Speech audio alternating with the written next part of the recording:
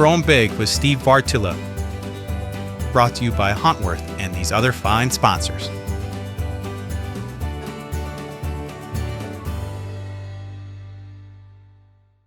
Whether we're talking management or hunting for that matter, a lot of properties are not set up to manage every aspect of that whitetail's life.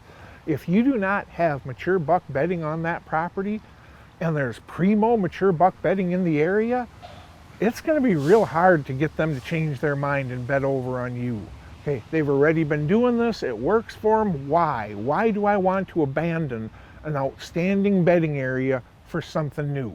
Oftentimes setting that ground up to maximize a pinch point, a funnel, is the best route we can go ahead and go. Okay, so let's start with topographical funnels. Topo funnels are really anything where one spot, the topography makes it easier to cross. A good example of that is a saddle. A saddle, you got the ridge running along like this, it dips down 20 feet and then it comes back up and keeps going on. Well, that dip is 20 feet less climbing that buck has to do, so you can bet, all else being equal, that's where they're going to cross that ridge 9 times out of 10. And that ridge itself is actually a funnel. That backbone, the very top of the ridge, those does and fawns, they cruise up and down that backbone. They bed all over the top of it oftentimes. But remember, Mr. Big takes safety another level up. More often than not, he's not traveling down the backbone of the ridge. He's traveling the downwind side of the ridge by traveling just down past that crest, on still very close to the top, but on the downwind side, well, his nose lets him know of any danger on top or that other side, and his eyes go ahead and scan the side he's on and ahead for danger. That right there is a funnel, because that's the easiest place for him to walk to remain safe. An erosion cut running up the side of that steep hill or ridge. Well, when those deer are walking that side, if that cut's nasty enough, it's going to either push them up around the top or around the bottom.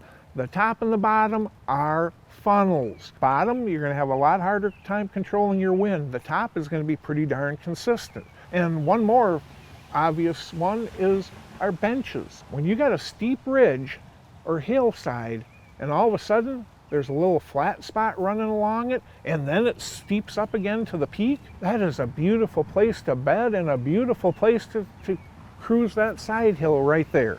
Now, what can we do to improve these?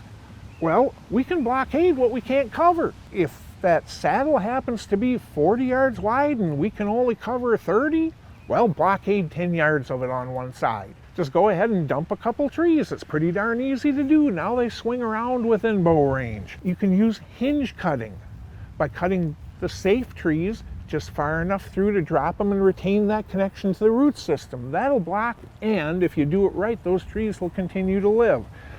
You can go ahead and put up snow fence if you have to shrink that funnel, and then clog or block any other places they're going. Take that erosion cut.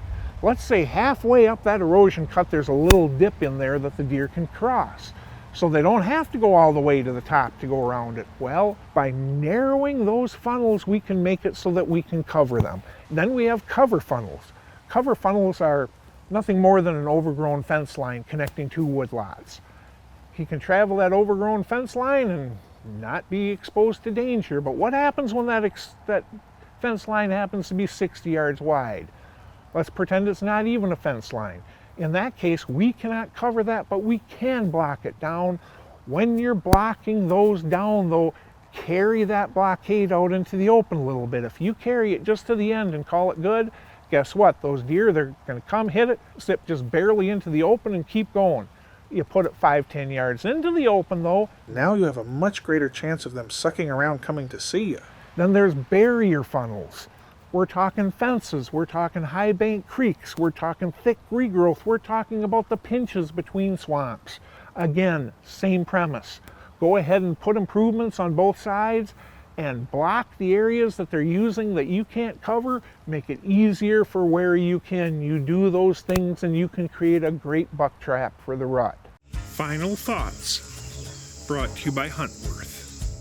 Many properties just are not set up well for managing throughout the entire season when it comes to bucks. If you don't have buck bedding on your ground or not close enough to get daylight movement, that's tough.